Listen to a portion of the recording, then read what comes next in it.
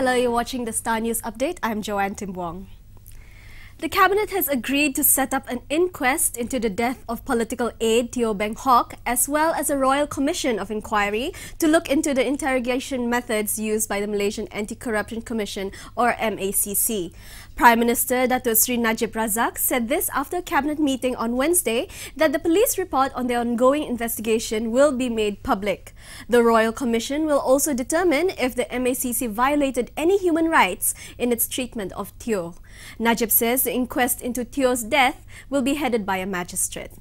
Teoh was found dead on the 5th floor of Plaza Masalam in Shah Alam last Thursday after giving his statement to the Selangor MACC, which had been investigating allegations that certain state assemblymen had misused constituency funds. The Universiti Technologi Mara campus in Permatang Pauh, Penang has been closed for 7 days after 10 students tested positive for the influenza A H1N1 virus. Penang Health Welfare Caring Society and Environment Committee Chairman Fee Boon Po says 200 students from the campus have been quarantined at their homes or hostels after developing flu symptoms. On another matter, Fee says the St. Anne's Church in Bukit Mertajam has been briefed on the precautions to take as 100,000 pilgrims throng the church for the annual St. Anne's Novena and Feast, which ends on July 26. The High Court has granted the prosecution in Datuk Seri Anwar Ibrahim's trial an interim stay over the supply of documents to the Parti Keadilan Rakyat advisor pending the disposal of their stay application. Justice Muhammad Zabidin Muhammadiyah allowed the order after Anwar's lawyer Amir Hamza Arshad applied for some time to reply to the affidavit in support by the prosecution. Amir says the defence was only served with a sealed copy of the notice of motion for the stay application on Tuesday. Justice Muhammad Zabidin will hear the disposal of the stay application on Friday. It is a rare treat to see the solar eclipse, and the longest one of the century too.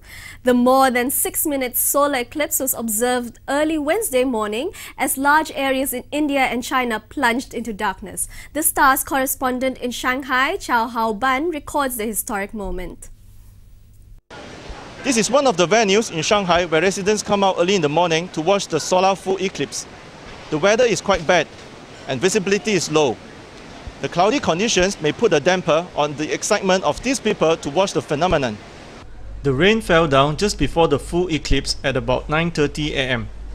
The eclipse viewers were forced to stay indoor to watch the eclipse on TV. The full eclipse took place at 9:36 am when the whole city was in darkness. Only lights from the buildings, street lights and vehicles could be seen. The rainy and cloudy weather in Shanghai remained until the end of the eclipse at 11 am. Meanwhile, in Malaysia, a small group of amateur astronomers gathered at their homes to catch the early morning eclipse. Despite the pouring rain that clouded the skies around 6 am to 8:30 am, the group remained optimistic. Isagani has more. Despite the early morning rain and constant haze, astronomy enthusiast Bobby Cham, his son Alan, and several friends set up their telescopes on the balcony of their apartment in Bukit Jalil from 7:30 am to catch the longest total solar eclipse of the century. Bobby and Alan operate Stargazer Scientific Sdn Bhd, an astronomy equipment distributor, as well as organize amateur stargazing groups in Malaysia, also known as Star Hunters and Star Finders.